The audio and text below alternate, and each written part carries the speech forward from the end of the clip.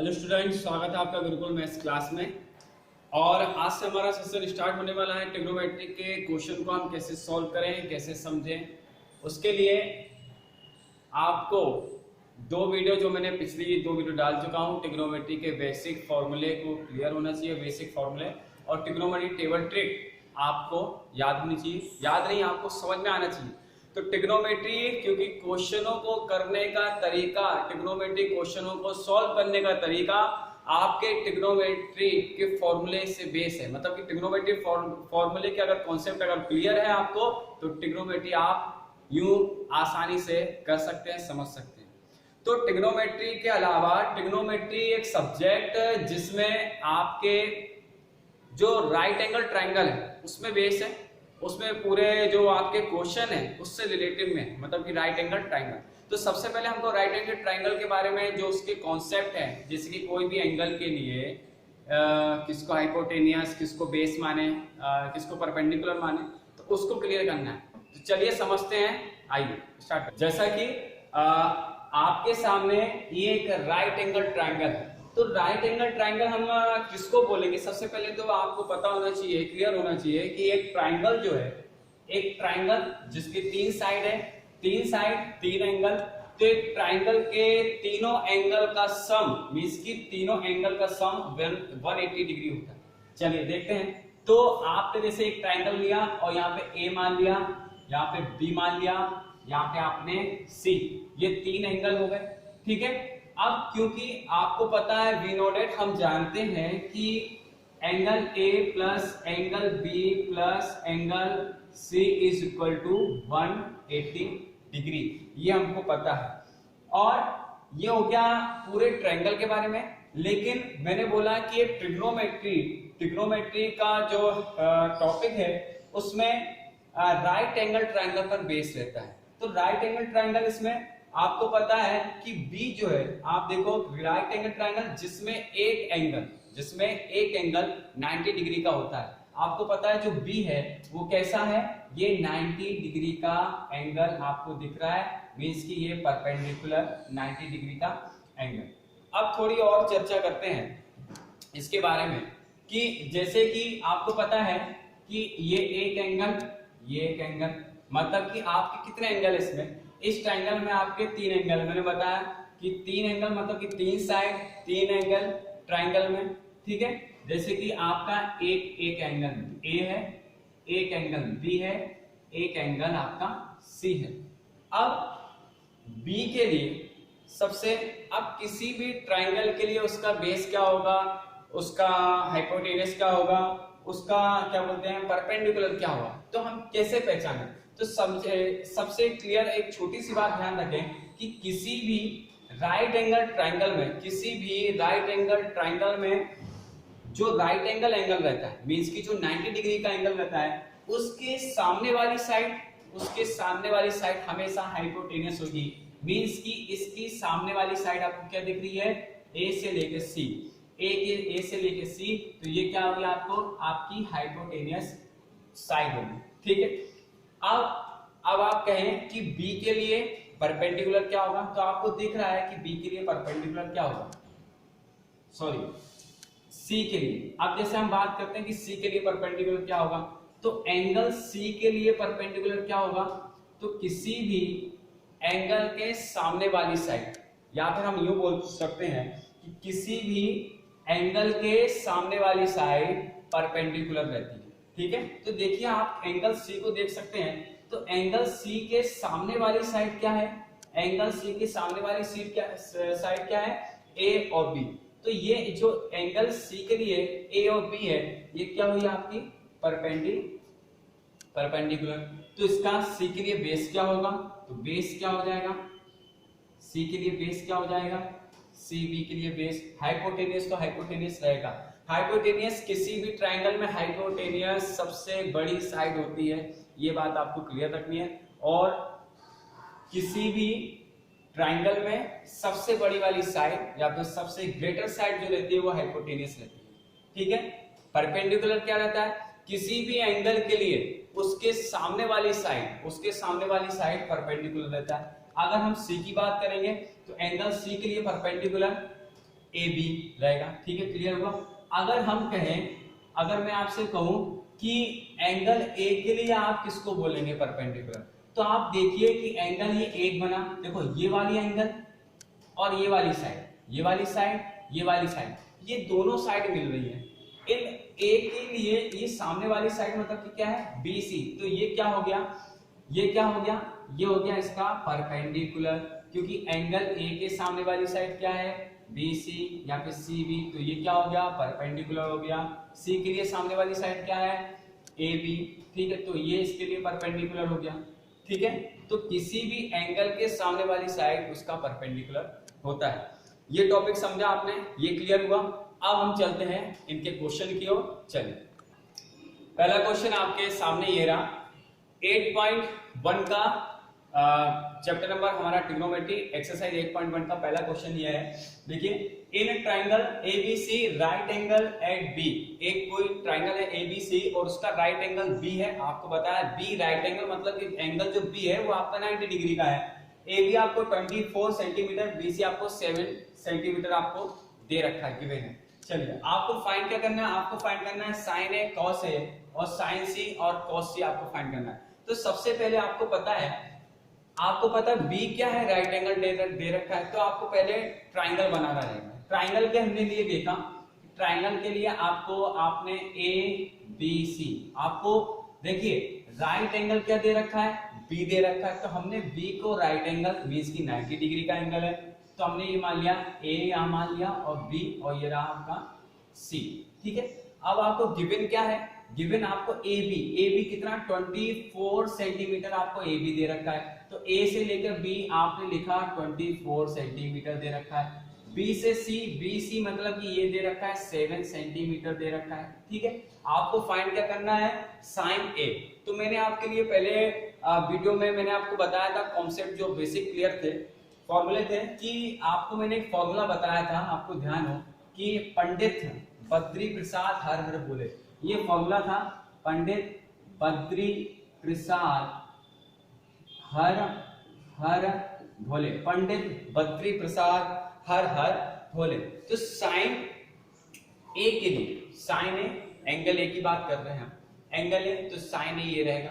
तो साइन ए के लिए आपको पता है, साइन के लिए हमने देखा था कि P अपॉन एच, बता कि परपेंडिकुलर हाइपो, तो साइन ए के लिए परपेंडिकुलर क्या रहेगा, साइन ए ये वाला एंगल, मैंने बताया था किसी भी एंगल की सामने वाली साइड, किसी भी एंगल की सामने वाली साइड उसकी क्या होती है, परपेंडिकुलर होता है। तो ए के लिए जो परपेंडिकुलर रहेगा वो 7 रहेगा। ठीक है, ए के लिए 7। अच्छा, हाइपो मींस के हाइपोटेनियस क्या है, तो हाइपोटेनियस हमको गिवन नहीं है, हमको पता नहीं है, हमको सिर्फ ये पता है, हमको ये वाली साइड निकालनी है। और एक चीज और कि किसी भी ट्राइंगल का, ये ट्राइंगल का हाइपो जो रहता है, हाइपोटेनियस जो रहती है सबसे ग्रेटर रहती है और ये कभी चेंज नहीं होती।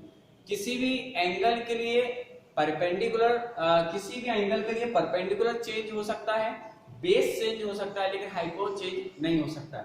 चलिए, तो सबसे पहले आपको एच मींस की हाइपोटेनियस निकालना है। तो पाइथागोरस बाय पाइथागोरस थ्योरम से हमको पता है एच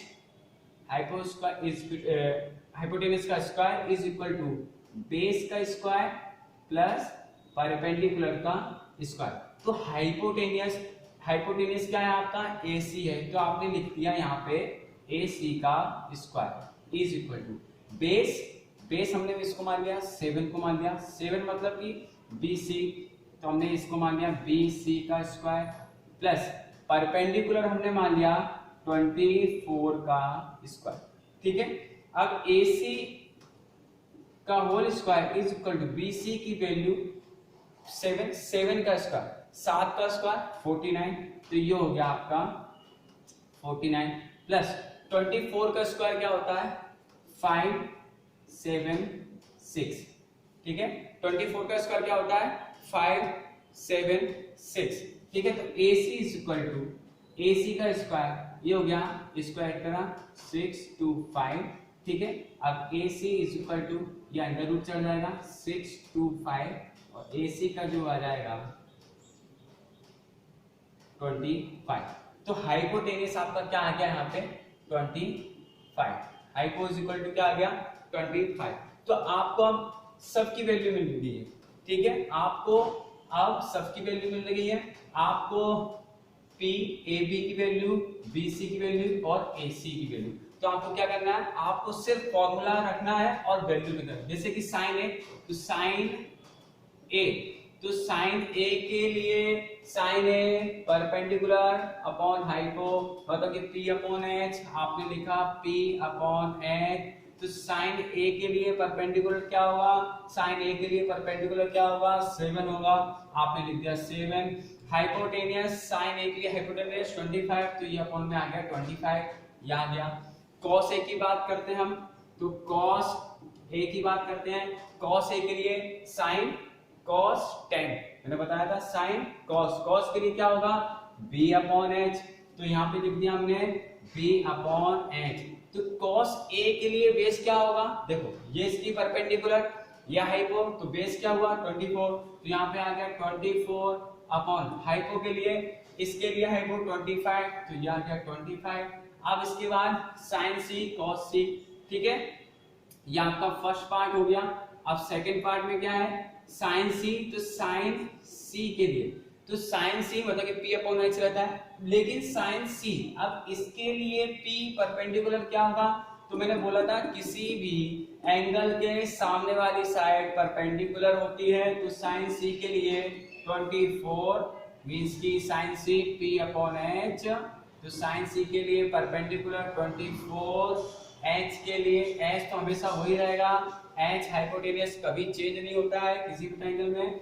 कॉस सी के लिए, हम कॉस सी की बात करें तो कॉस सी के लिए B upon H, base upon hypo, तो बेस क्या है, कॉस सी के लिए बेस क्या है 7 अपॉन एच मतलब कि 25, ठीक है, ये आपका क्वेश्चन पहला, ठीक है। अब क्वेश्चन दूसरा स्टार्ट करते हैं।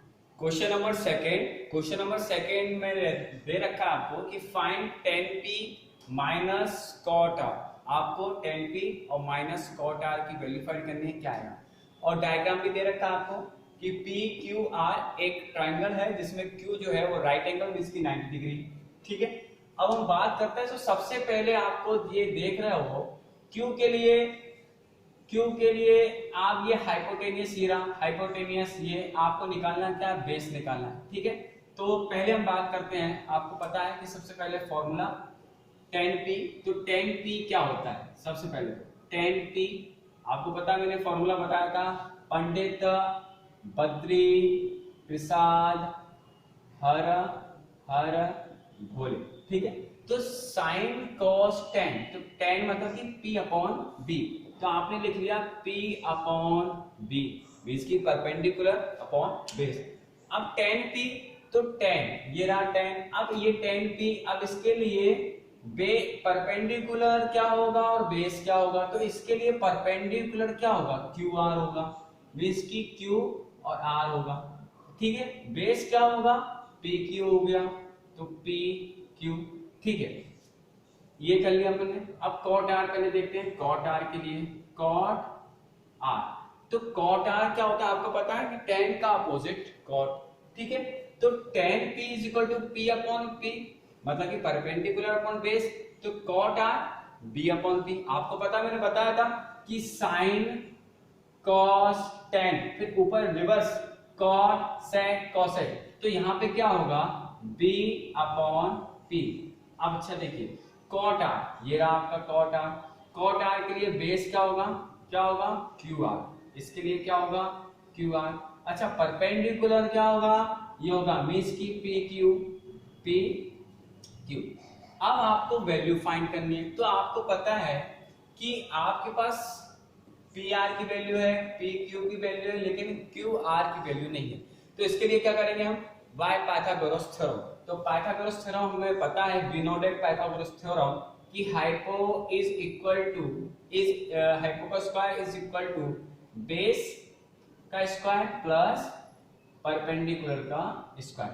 तो हाइपो आपको दे रखा है 13, क्या दे रखा है आपको 13 दे रखा है, इज इक्वल टू बेस आपको कितना है नहीं पता आपको, तो बेस हम फाइंड करेंगे, बेस हमको फाइंड करना है, प्लस परपेंडिकुलर 12 का स्क्वायर आपको फाइंड दे रखा है, ठीक है। 13 का square 169 is equal to base का स्क्वायर प्लस 144, ठीक है। ये 114 इस तरफ आएगा, 169 minus 144 is equal to base का स्क्वायर। ये कितना होगा, माइनस 169 माइनस 144, ये हो जाएगा 25। 25 इज इक्वल टू बेस का स्क्वायर, स्क्वायर हटेगा रूट चढ़ेगा, ये हो जाएगा 25 किसका होता है, 5 का। तो बेस क्या आ गया आपका 5, तो आपने ये कर लिया 5, ठीक है। अब आपने लिखा कि 10p माइनस कॉट r, ठीक है। अच्छा क्यू आर कितना है 5, आपने लिख दिया 5। पी क्यू कितना है 12, ठीक है।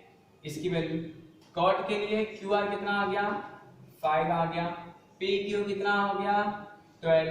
अब ये जो वैल्यू है वो आपको इसमें लिखना है, तो 10p कितना हो गया 5/12 माइनस कॉट आर 5/12, इससे ये कैंसिल, आपका आंसर क्या आएगा 0, ठीक है। उम्मीद आपको समझ में आया होगा।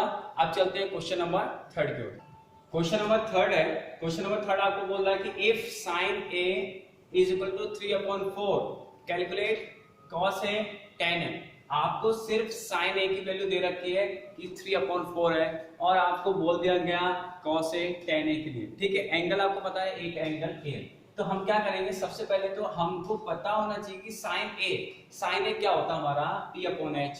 तो आपको पता है कि जो आपको गिवन दे रखा है, मींस की जो sin a आपको दे रखा है 3/4 है, इसमें से 3 क्या है परपेंडिकुलर। आपको पता है sin a p/h मींस की ये आपको परपेंडिकुलर दे रखा है, और 4 जो है वो हाइपोटेनस या हाइपो दे रखा है। आपको फाइंड क्या करना है, आपको फाइंड करना है बेस, मींस की b।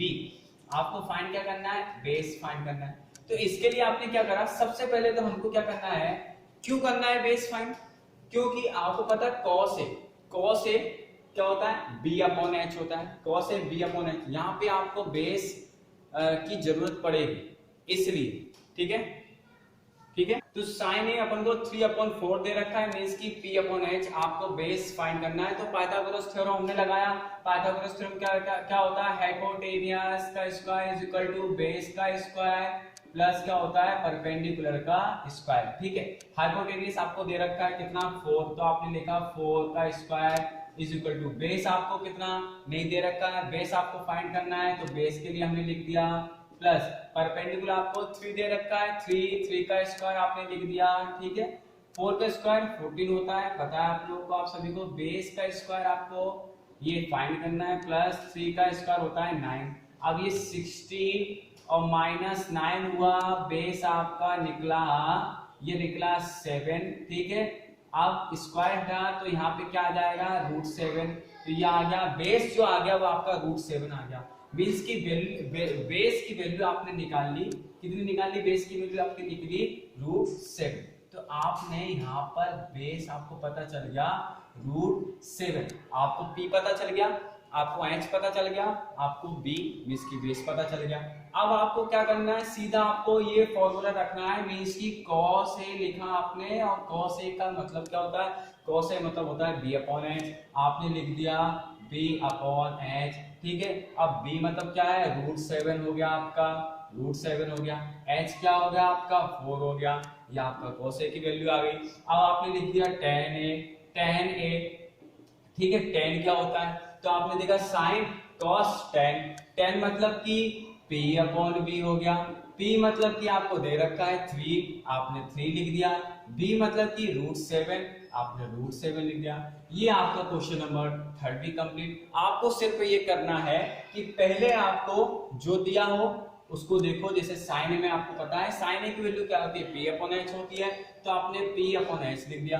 आपको पता है कि ट्रिग्नोमेट्री में b बेस की जरूरत पड़ेगी, तो आपने पाइथागोरस थ्योरम से बेस निकाल लिया, बेस के बाद आपने इनकी वैल्यू निकाल ली। आपको पता है cos a की क्या होती है, tan a की क्या होती है, ठीक है। अब इसी तरह हम चलते हैं नेक्स्ट क्वेश्चन की ओर, वो क्या कहता है, चलिए। ये हमारा क्वेश्चन नंबर 4, और क्वेश्चन नंबर 4 थोड़ा अलग है, समझे आप। कि आपको दे रखा है given 15 cot a is equal to 8, find आपको करना है sin a sec a की वैल्यू। अब आपको इसमें क्या अलग दे रखा है मैं बताता हूं। आपको सिर्फ आपको दे रखा है कि 15 cot a is equal to 8।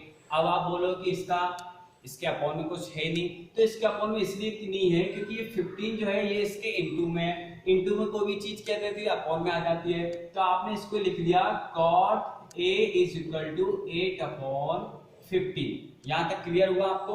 अब आप देखें cot a मतलब कि ये किसकी वैल्यू दे रखी है, तो आपने देखा साइन होता है, ये cos होता है, ये tan होता है। tan का अपोजिट क्या होता है cot होता है। तो tan क्या होता है p upon b, p upon b, तो cot क्या होगा b अपॉन b।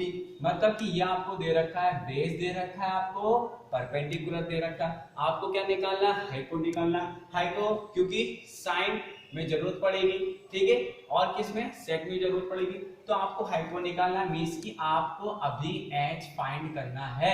आपको h आपको पता नहीं है, ठीक है।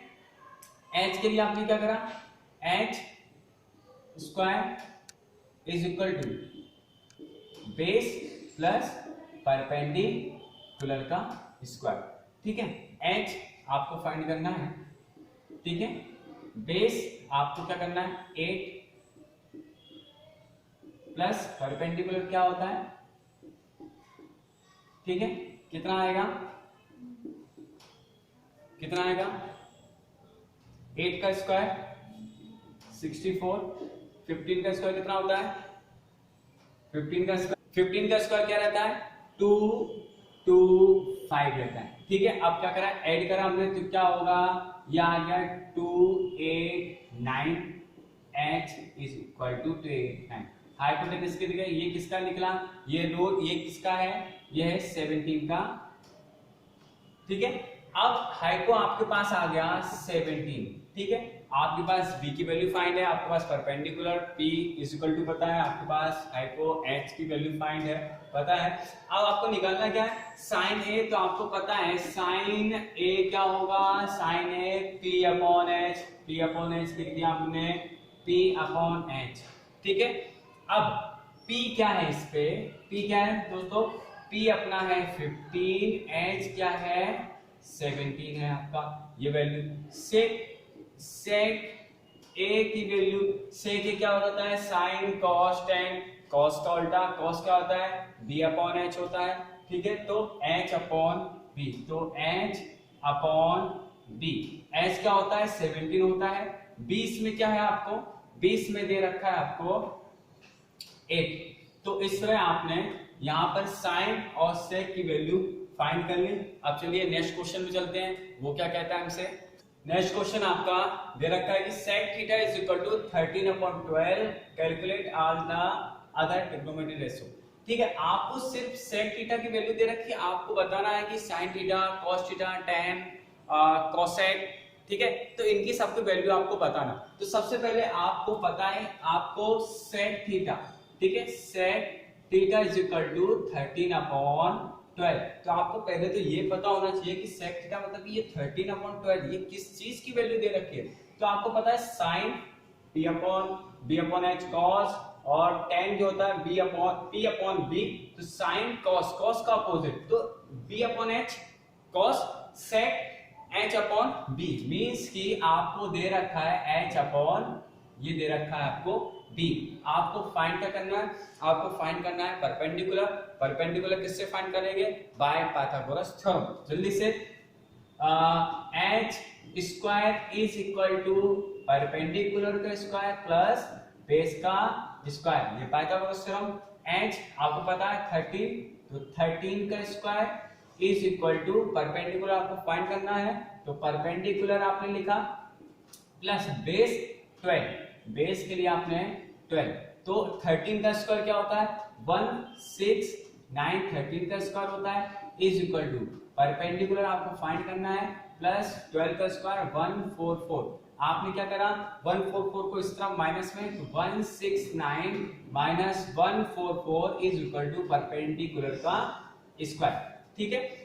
169 में 144 माइनस हुआ तो क्या आया, ये 24 इज इक्वल टू परपेंडिकुलर का स्क्वायर, ठीक है, ये किसका है, ये 25 आपको पता है कि 5 का square is equal to perpendicular का स्क्वायर, इसका स्क्वायर कैंसिल, तो p इज इक्वल टू आपका आ गया परपेंडिकुलर क्या आ गया आपका p is equal to 5।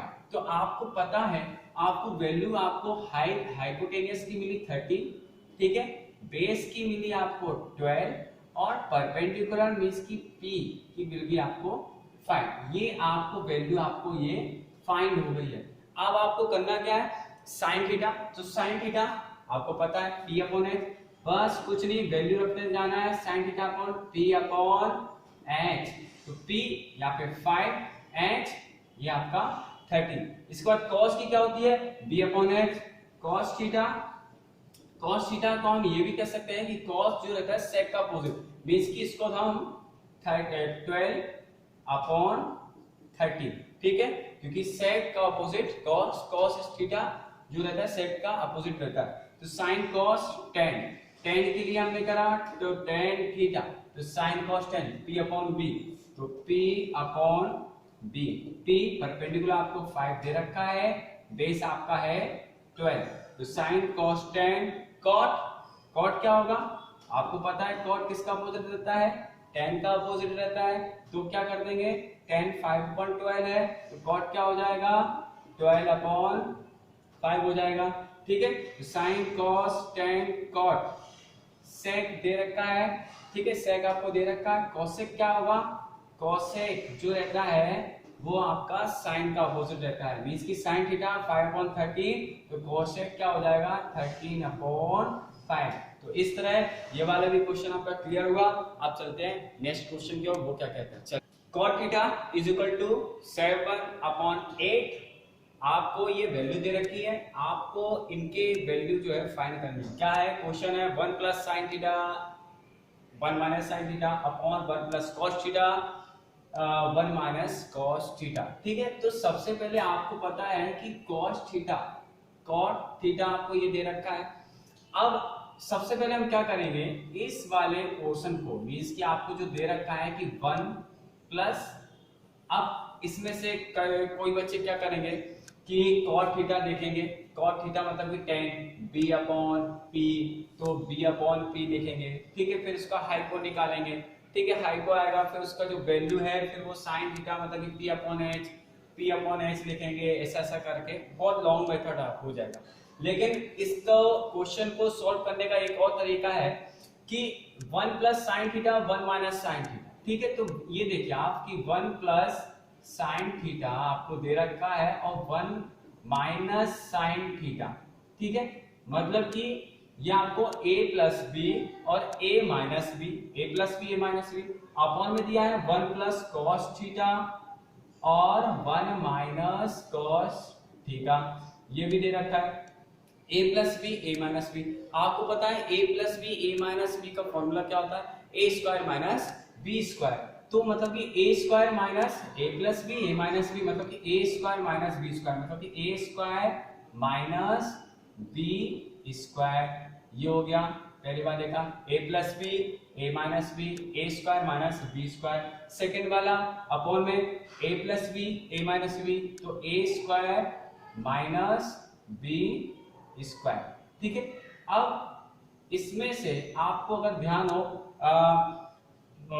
First video में हमने कुछ ट्रिग्नोमेट्री के बेसिक जो कॉन्सेप्ट है जिसकी फॉर्मूला है उनको क्लियर करा था, उसमें मैंने आपको एक फॉर्मूला बताया था कि साइन स्क्वायर, इससे लिखते हैं अपन कि sine square theta plus cos square theta is equal to रहता है आपका 1 रहता है, मीन्स कि आप इसको ऐसे लिख सकते हो कि sine square theta is equal to 1 minus cos square theta. आपको ये वाला फॉर्मूला याद होगा, आपको ये वाला फॉर्मूला याद होगा, तो आप देखें कि 1 माइनस कॉस स्क्वायर थीटा की जगह, इसकी जगह हम इस वाले पोर्शन की जगह हम साइन स्क्वायर थीटा लिख सकते हैं। दूसरा एक और फॉर्मूला, इसी का ही ये वाला फॉर्मूला बने और इसी का एक और फॉर्मूला बनेगा, कौन सा, इसमें बनेगा कि cos square theta is equal to 1 minus sine square theta. ये वाला भी फॉर्मूला बने। मतलब कि इस फॉर्मूले से हमने दो फॉर्मूले बनाए थे, हमने वीडियो में देखा था, समझा था।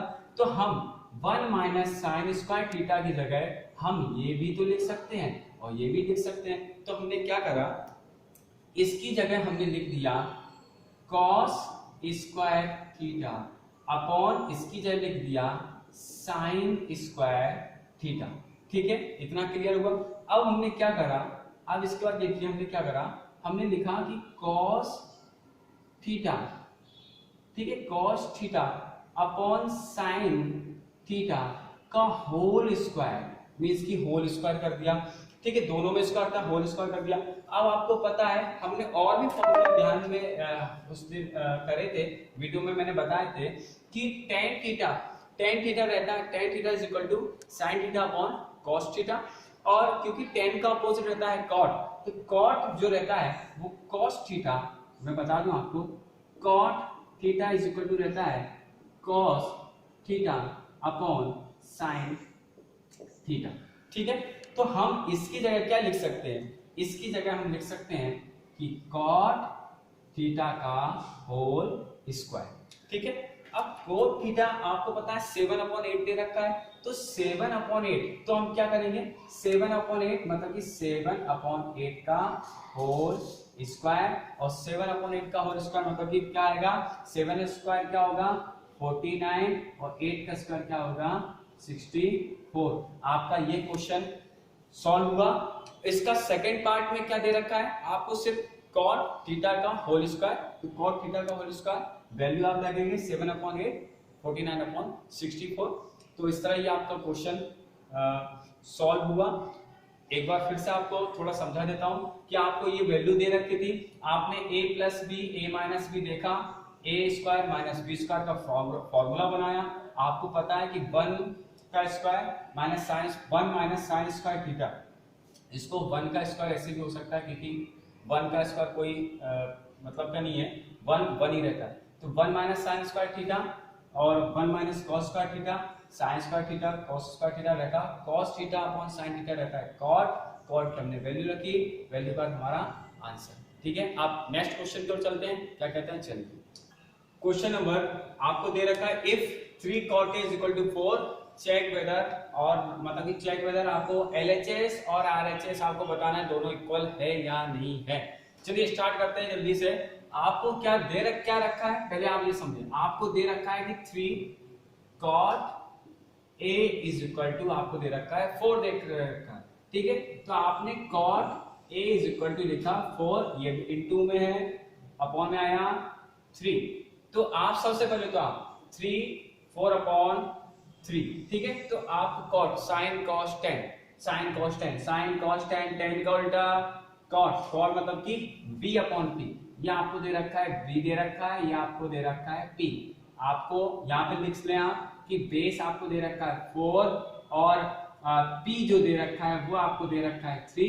आपको हाइपोटेनियस निकालना है, आपको हाइपोटेनियस निकालना है मींस कि h निकालना है। तो हाइपोटेनियस आप जैसे निकालोगे मैं आपको बता देता हूँ, hypotenuse is equal to square का इक्वल टू बेस का स्क्वायर प्लस क्या होता है परपेंडिकुलर का स्क्वायर। हाइपोटेनियस निकालना है तो हाइपोटेनियस का square is equal to base means कि 4 का स्क्वायर, 4 का स्क्वायर क्या होगा 16 हो जाएगा, प्लस परपेंडिकुलर का स्क्वायर मींस कि 3 का स्क्वायर क्या हो जाएगा 9 हो जाएगा।